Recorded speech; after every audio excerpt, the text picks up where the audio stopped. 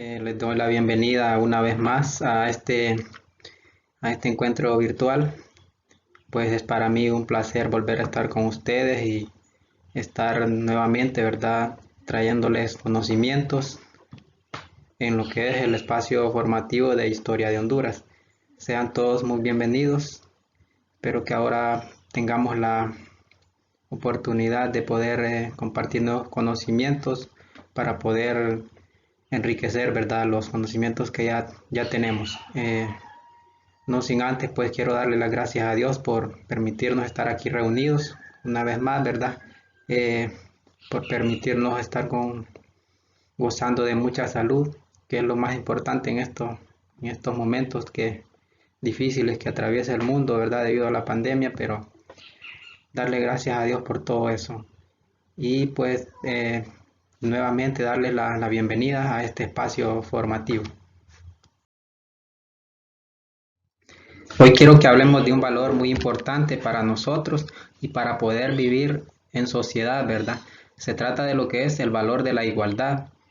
El valor de la igualdad es aquel valor que implica el trato, ¿verdad?, a las demás personas de manera justa, respetando su dignidad, su diferencia existentes entre ellas, es decir, respetando ya sea una persona discapacitada, ya sea que ella practique una religión diferente a lo que nosotros practicamos o que tenga un pensamiento contrario a lo que nosotros pensamos, ¿verdad? Se trata de respetar a las demás personas para poder practicar lo que es el valor de la igualdad. Es un valor muy importante ya que nosotros vivimos y convivimos en lo que es en la sociedad, ¿verdad? Y en la sociedad no todos pensamos igual.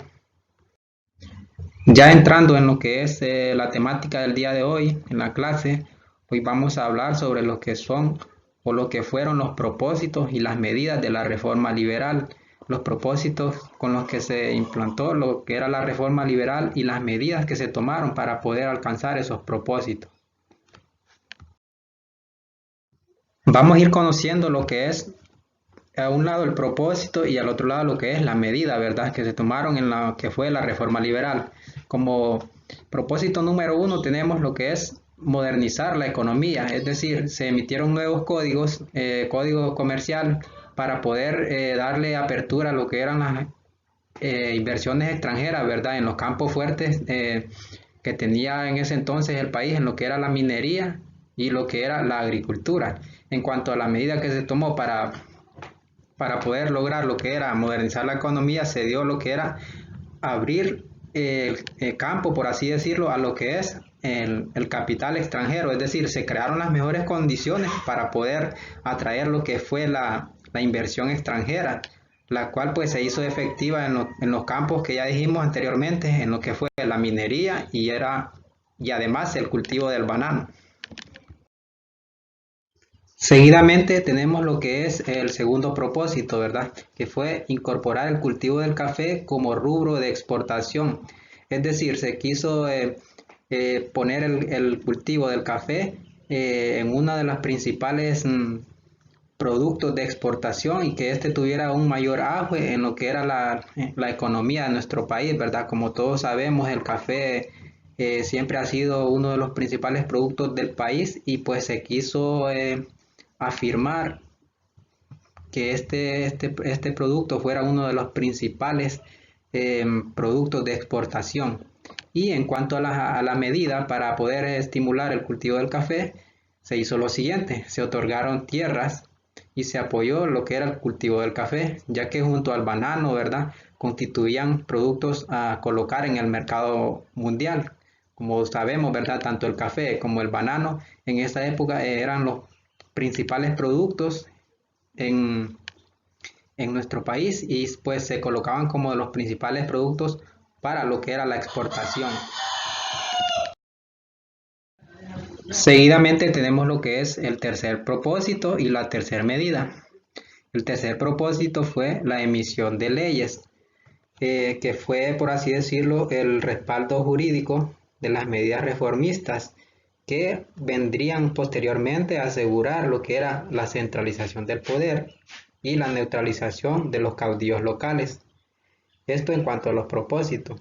Ahora, en cuanto a las medidas, tenemos lo que fue la promulgación de la Constitución de la República de 1880, que fue la constitución, la quinta constitución vigente, ¿verdad?, en nuestro país. Fue la base de lo que fue la base jurídica de la reforma liberal. En la Constitución se plasmaron principios, derechos, prescripciones, leyes y aquellas medidas progresistas. Ahora bien, como cuarto propósito tenemos el fomento de la educación.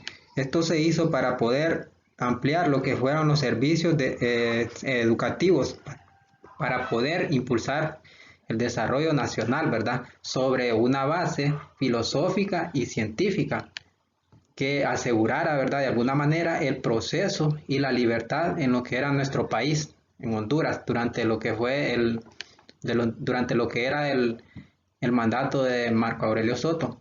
Tenemos también la cuarta medida, y es que se declaró la educación primaria gratuita, laica y obligatoria. ¿Qué se hizo para esto? Para ello se emitieron lo que fue la formación de maestros profesionales. ¿Cómo se logró esto? Se trajo maestros especializados, ¿verdad? Estos maestros vinieron de lo que fue Guatemala.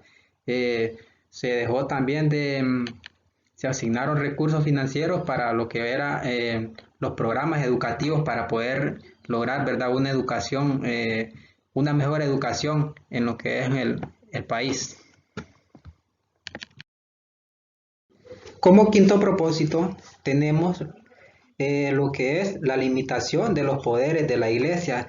Se terminaron todo tipo de privilegios, los privilegios que tenía la iglesia en cuanto a su importancia en el mandato, en el gobierno, por así decirlo. Entonces, se terminaron lo que eran los privilegios eclesiásticos y la hegemonía ideológica que tenía la iglesia, ¿verdad?, por sobre lo que era el gobierno, de una manera arbitraria.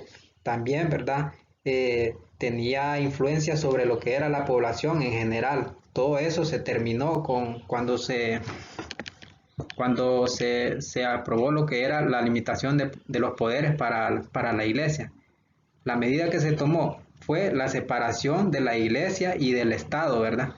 Podemos comprender eso que se abolieron tanto lo que fueron los diezmos, se terminaron todos aquellos conventos que habían existido desde tiempos coloniales, por así decirlo, y también se terminó lo que fue una asignación o un presupuesto, por así decirlo, económico que recibía u obtenía lo que era la Iglesia Católica por parte de lo que era el gobierno. También se declaró lo que era la libertad de culto. ¿Qué nos quiere decir con la libertad de culto? De que cualquiera podía practicar su religión, que no solamente podía practicar lo que era la religión católica que predominaba en esos entonces, sino que todas las personas eran libres de poder profesar su religión, ¿verdad? Eso en cuanto a la libertad de culto. Bueno, ya para poder evaluar la temática del día de hoy presentada, ¿verdad? La vamos a evaluar de la siguiente manera. Para antes del próximo encuentro, ustedes me tienen que enviar al grupo de WhatsApp, lo que es un cuadro comparativo sobre los propósitos y medidas de la reforma liberal, que fue de lo que hablamos en la clase el día de hoy, ¿verdad? Ya para finalizar el día de hoy, nuestro encuentro, quiero leerles lo que es un pensamiento de Francisco Morazán, ¿verdad? El primer reformador en lo que fue Centroamérica.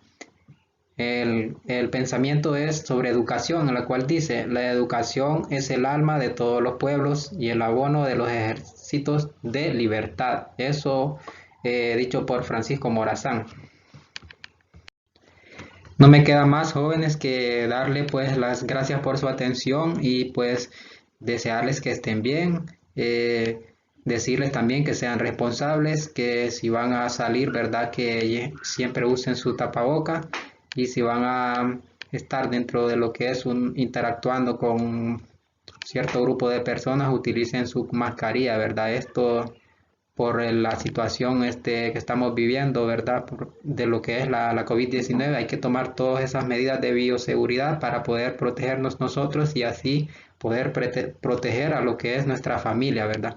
Esto ha sido todo por hoy y nos vemos en el próximo encuentro. Cuídense.